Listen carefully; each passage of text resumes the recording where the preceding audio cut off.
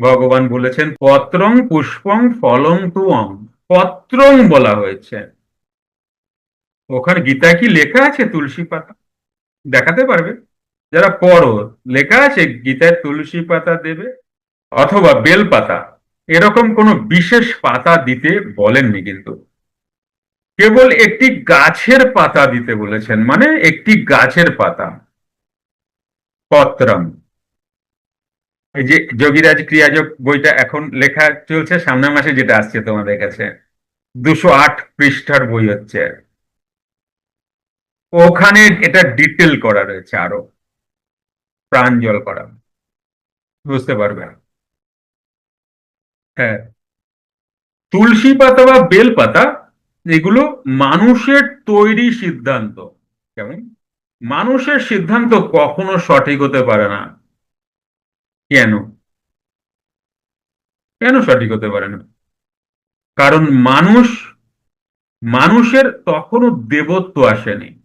তাই মানুষ যদি হচ্ছেন, তাহলে তিনি মন দিয়ে চিন্তা ভাবনা করছেন, মন ইন্দ্রিয়, তাই ভুলভাল চিন্তা ভাবনাই মানুষ করেন। কেমন? গীতার মাধ্যমে শ্রী ভগবানের বাণীকেই তুলে ধরা হয়েছে, কারণ শ্রী ভগবানের বাণী মানুষের কল্যাণ করতে পারে। এটা কিসের পাতা? না, আমরা কি দিই? আম পাতা, আম্রপল্লব, না ঘটের উপরে দিই না আম্রপল্লব? এটা কিসের পাতা? একটি গাছ। গাছকে কিভাবে আমরা চিনবো? পাতা দেখে না, তাই না? আম পাতা একরকম, জাম পাতা আরেক রকম, তাই না? একটা পাতা দেখলে আমরা গাছকে চিনতে পারি। তাহলে জাম পাতা ইত্যাদি। এভাবে একটি পাতা একটি গাছের পরিচয়। ভগবান তো বলেন নাই কোন পাতা, তাই কি না? এভাবে একটি পাতা একটি গাছের পরিচয়। তাহলে একটি পাতা দেওয়া মানে একটি গাছকে দিয়ে দেওয়া। কারণ আগেকার দিনে মনি ঋষি বা শাস্ত্র যেভাবে বলে গেছেন, কিভাবে বলছেন, কোড বা সাংকেতিক ভাবে বলা আছে, কথাগুলো খুলে বলা নেই, না আজও আছে, আজও নেই। এই যে পুরাণ পুরুষ পড়বো একটু পরে, এখানে এতবার তোমরা শুনছো এত কথা, কোথাও খোলা নেই কিন্তু। গুরু বক্তা গম্য, গুরু বক্তা গম্য, বারবার। কেমন? এই হাটে বাজারের জিনিস না তো। আর একটা জিনিসও এখানে খুব বিষয়, মানে ফ্যাক্ট করে, সেটা হচ্ছে যোগ্য কিনা।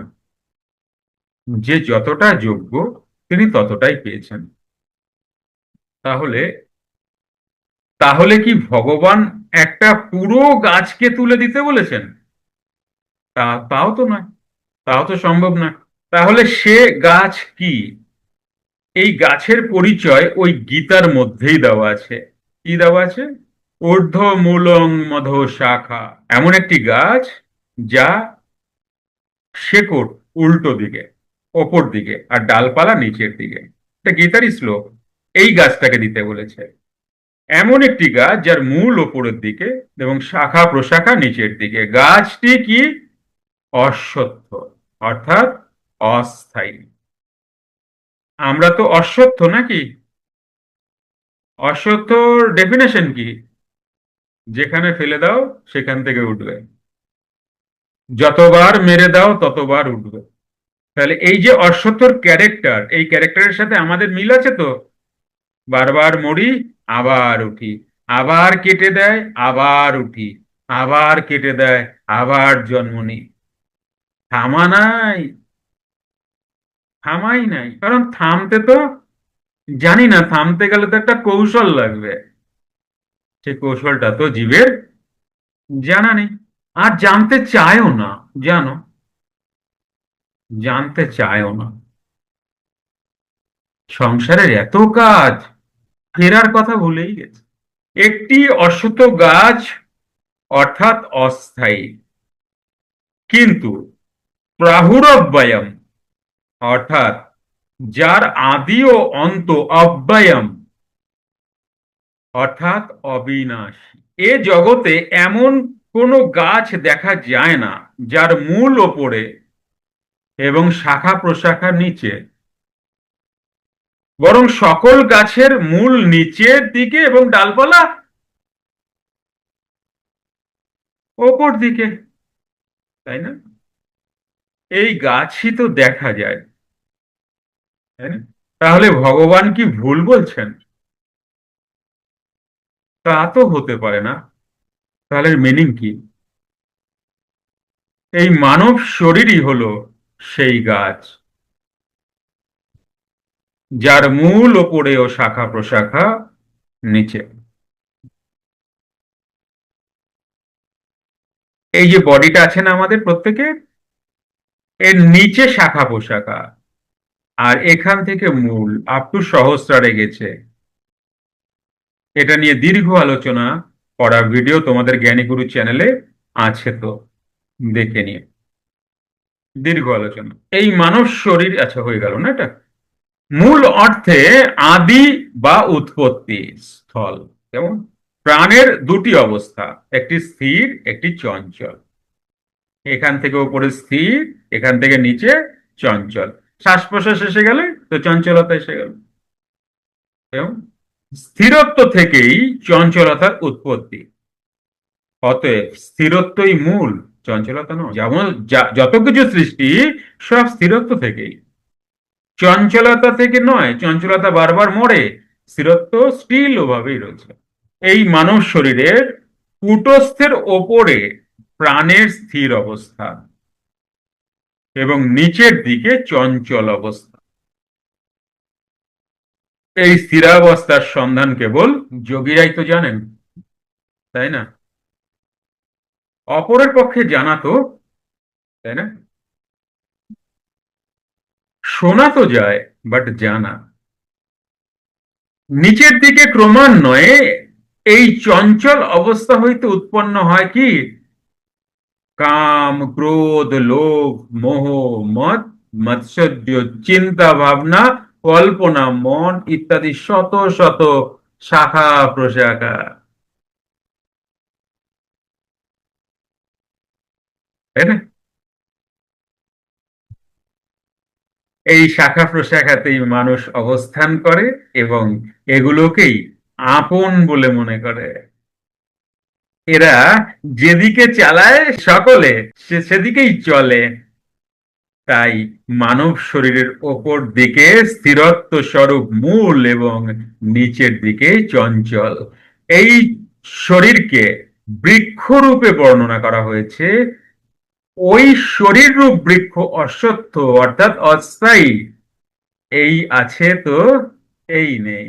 তথাপি এই শরীর লাভের পূর্বে অব্যয়, শরীর লাভের পর একে যে বাঁচিয়ে রেখেছে সে অবস্থাটাও তো অব্যয়। এবং শরীর ত্যাগের পর যে অবস্থা তাও অব্যয়, অর্থাৎ প্রাণ। প্রাণের চঞ্চল অবস্থাটা বিনাশী, কিন্তু স্থির অবস্থা অবিনাশী। এবং এই তিন অবস্থাতে স্থিরত্ব বর্তমান, তবে পার্সেন্টেজ কম বেশি।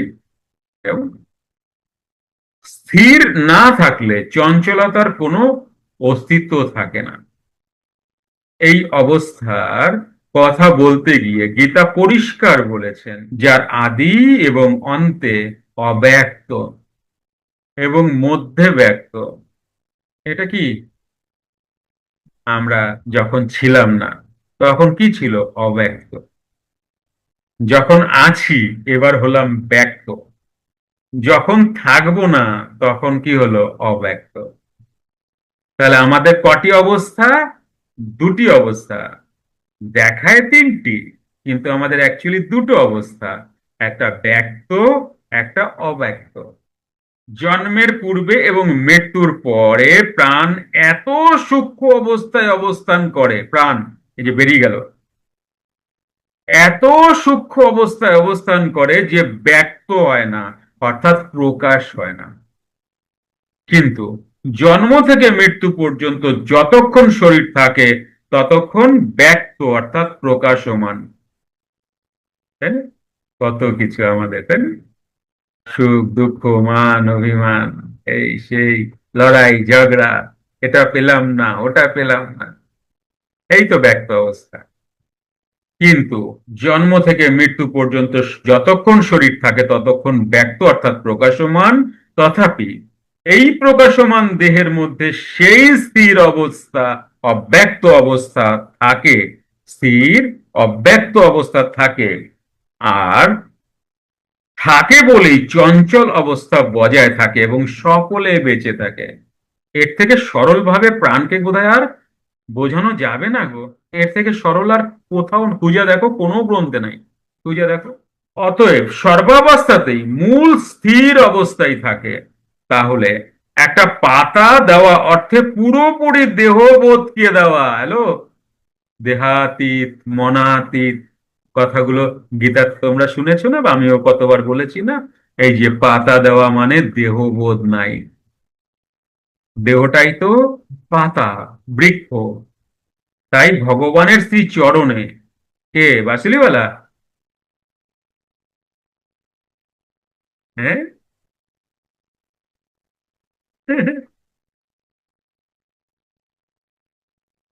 বেশ, ভগবানের শ্রীচরণে আমাকে কি দিতে হবে? এই দেহ দেহ বোধ স্বরূপ পাতা। গেল? এখানেই শেষ না। সেটাই হলো একটা পাতা শ্রী ভগবানের চরণে দেওয়া। তাহলে আমরা কি পেলাম? পত্রং পেলাম। ঠিক আছে। ভগবান যে গীতাতে বললেন, যেই ভক্ত আমাকে দেয়, আমার খুব তিনি প্রিয়।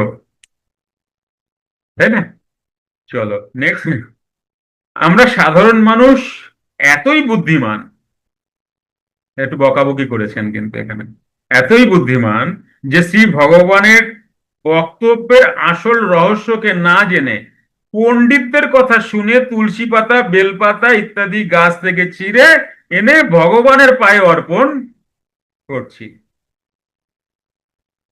আমার বাবা প্রকাশ্যে বাবার জন্মদিনে এই কথাটা বলেছিলেন। ফুল নিয়ে, ফুল বেলপাতা ফুল টুল যা হোক নিয়ে, গোবিন্দায় নম, শিবায় নম। না, আমরা করি তো। ওই ফুলটা যে তুমি ছিঁড়ে আনলে, ওই ফুলটা আবার জোড়া লাগাতে পারবে? তাহলে কে অধিকার দিল? কে অধিকার দিল? তাই এত সূক্ষ্ম ব্যাপার বোঝো, কর্মের গতি কি। এখানে যদি এই ক্যালকুলেশন চলে তো বড় বড় কিছুতে কি ক্যালকুলেশন চলতে পারে ভেবে দেখো মন। এই জগৎ প্রতিদানের জগৎ। তুমি সাগরকে দেখে নাও, যা ছুড়ে দেবে। এই জগৎ প্রতিদানের জগৎ। তাহলে আজকে একটা ফুলের ঘাড় মোটকে তুমি যখন ভগবানয়ও নম দিচ্ছ, যেটা তোমার রাইটই নেই, কাল যদি এই ফুল বলে যে আমি তোমার গলা ভাঙবো, তুমি কি আপত্তি করতে পারো? না তুমি ফুল সৃষ্টি করেছো, না তার জন্ম দিয়েছো, না তার ভেতরকার কোনো হিসাবপত্র তুমি রাখো। তাহলে কে অধিকার দিল? স্রেফ মানুষের অভিমানে? তুমি মানুষ। হ্যাঁ, যাই হোক, মনে থাকবে তো এই কথাগুলো তোমাদের? বেশ।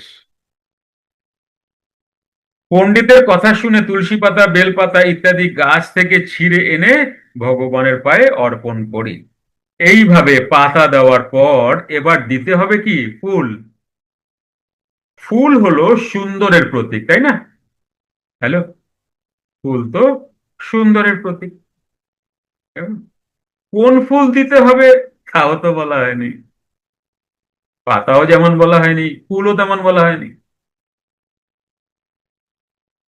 আবার তোমাদের মতে কি শিবকে জবা ফুল দিয়া দেখবা, শিব পাপ দেবে? শিবের জবা ফুল পছন্দ না? কালিরে ধুতরা ফুল দিয়া দেখবা, খড়গ দিয়া গলা কেটে দেবে। তাই না? কি বলো? কৃষ্ণরে গোলাপ ফুল দিয়া দেখো, এই কি বলে জবা ফুল দিয়া দেখো। গোলাপ ফুল তো আমাদের পূজার মধ্যে আসে না, তাই না? এখন তোমরা যদি ওটারে চালু করো তো আলাদা ব্যাপার, কোন ফুল দিতে হবে তাও কিন্তু বলা হয়নি, অথচ পণ্ডিতদের কথা শুনে কালীর পায়ে জবা, শিবের পায়ে ধুতরা ইত্যাদি দিয়ে থাকি। বেশ দি, আসল কথা হলো আত্মসাধনা করতে করতে তো প্রভা সম্পন্ন আত্মজ্যোতি দর্শনে যোগীর তন্ময় হন। আত্ম জ্যোতি দর্শনে যোগী তন্ময় হন। সেই জ্যোতি হলো চির সুন্দর, তাই না? ফুল তো তোমার একটা সময় মরেই যাবে, পচেই যাবে, গলেই যাবে, নষ্ট হয়ে যাবে, কিন্তু আত্মজ্যোতি চিরম, তাই না? সেই জ্যোতি হলো চিরসুন্দর। এই সুন্দর অবস্থাকেও, এই যে সুন্দর অবস্থা, এই সুন্দর অবস্থাকেও দিয়ে দিতে হবে। কারণ ওই সুন্দর অবস্থার মধ্যে অনেক পাওয়ার আছে তো, সিদ্ধি আছে তো, ওই জন্যই অনিমা লঘিমা, হ্যাঁ, ঈশিত্ব বসিত্ব, তখন আর কোনো প্রকার দর্শন নেই, শ্রবণ নেই, কিছুই নেই। এর আগে দেহবোধ দিয়ে দেওয়া হয়েছে পত্র হিসাবে। তথাপি দেহের ভেতরে যা কিছু আত্মদর্শন হচ্ছিল এখন তাও দিয়ে দেওয়া হলো। রবি ঠাকুর কি বললেন? আমায় এসব দিতেই হবে, বললেন কি না? তাহলে যা তোমার আত্মদর্শন হচ্ছিল, তোমার শক্তি, তোমার পাওয়ার, সমস্ত কিছু অর্পণ। না হলে কি হবে? অহংকার হবে। অহংকার হলে কি হবে? তুমি স্লিপ করবে, নেমে যাবে। অনেকেই নেমেছে, তাই না? এবার দিতে হবে কি? ফল। ফল কি? পত্রং গেল, পুষ্পং গেল, এইবার ফল, ফলম। পণ্ডিতদের কথা মতো আম, জাম, বেল বা কোনো উৎকৃষ্ট ফল গাছ থেকে ছিঁড়ে এনে ভগবানের পায়ে দিতে লাগলাম, এতে কিছুই হবে না। আসল জিনিস দিতে হবে, সে কথাই ভগবান বলেছেন। দীর্ঘ এবং কঠোর যে সাধনা করে যা কিছু সাধন ফল লাভ হয়েছে, এবার তাও দিয়ে দিতে হবে। কি বুঝলা? যোগীরাজকে একজন বলছিলেন না যে বাবা, ক্রিয়া করে যদি সবই দিয়ে দিতে হয়, ছেড়ে দিতে হয়, তাহলে ক্রিয়া করে কে? তো বাবা কি বললেন? মূর্খরা করে।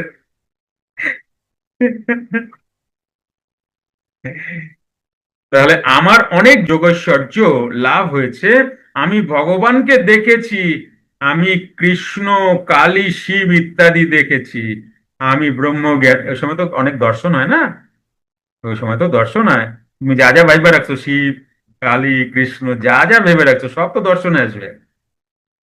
ফুটস্থ দর্শন, তার উপরে তো নাই আর দর্শন নাই। এখানে তুমি যতক্ষণ আছো ততক্ষণ তো দর্শন হবে হবে। তুমি যা যা এখানে পুট করছো জন্ম জন্মান্তর বা এই জীবনে, শূন্য দীক্ষা বুঝা, বই পড়া,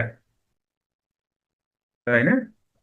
আমি ব্রহ্মজ্ঞান লাভ করেছি ইত্যাদি যেসব জ্ঞান, এবার তাও দিয়ে দিতে হবে। আমি বা আমার বলতে যেন কিছুই না থাকে। যতক্ষণ আমি ও ভগবান এই দুই বোধ আছে, ততক্ষণ দ্বৈত। আমি এবং আমার ভগবান, আমি আমার গুরু। তাই শ্রী রামপ্রসাদ সেন কি বললেন? এ কোন আজব ঠাঁই যেটায় গুরু শিষ্যেরই দেখা নাই। সাধক রামপ্রসাদ সেন বললেন তো, বোঝো? কেমন বোঝো?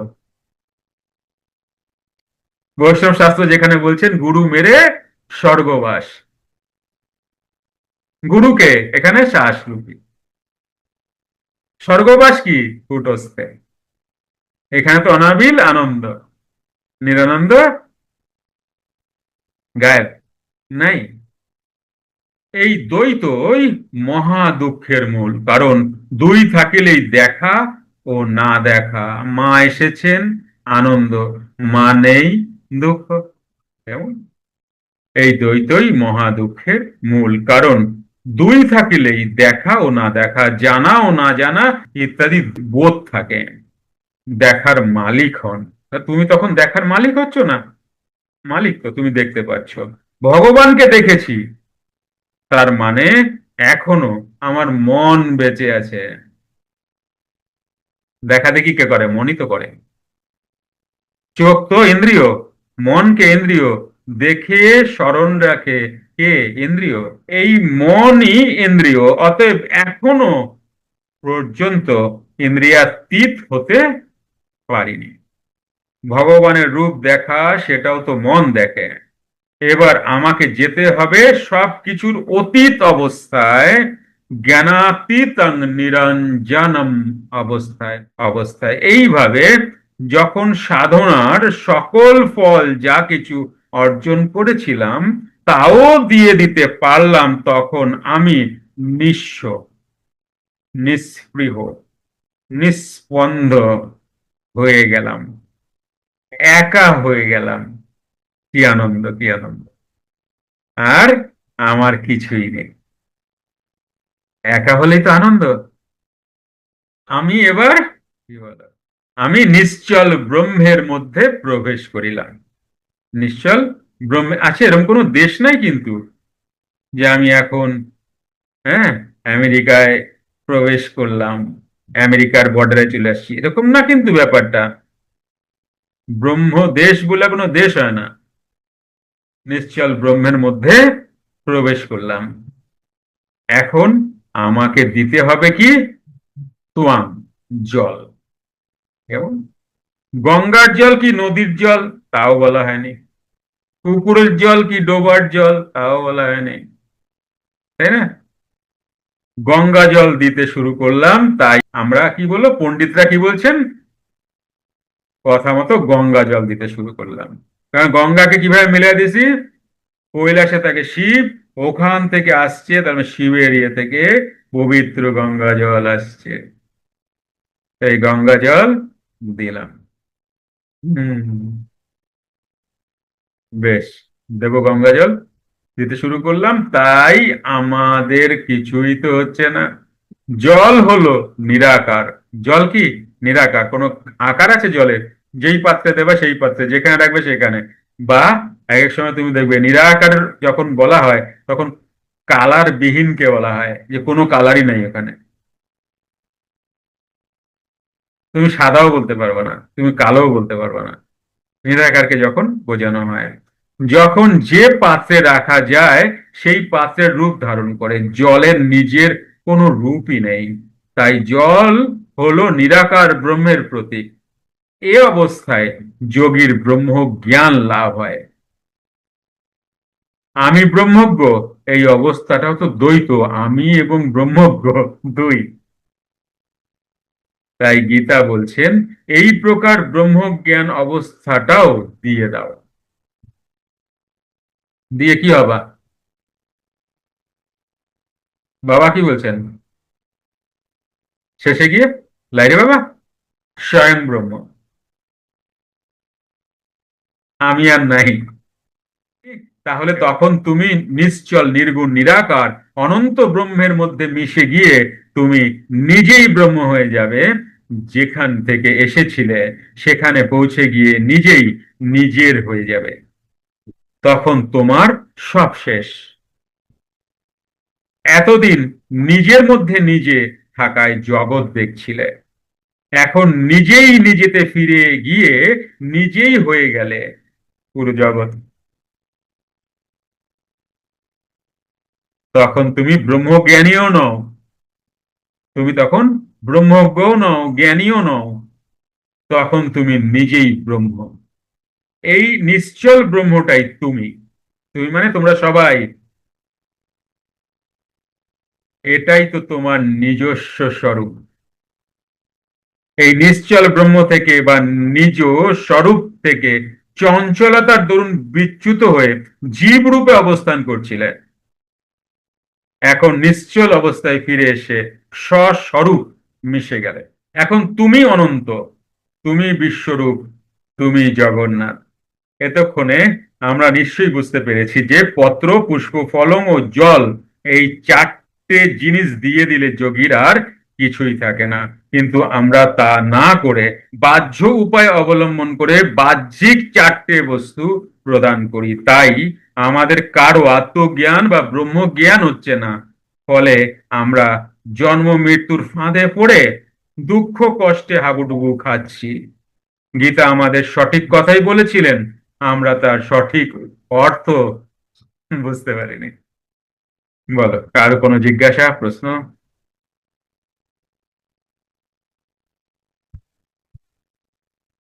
কেউ কেউ ভিডিও খুললে আমারে দেখায়, আমি কিন্তু আইসি বাবা, আবার টুক করে ভিডিও বন্ধ করে আবার কি বলো?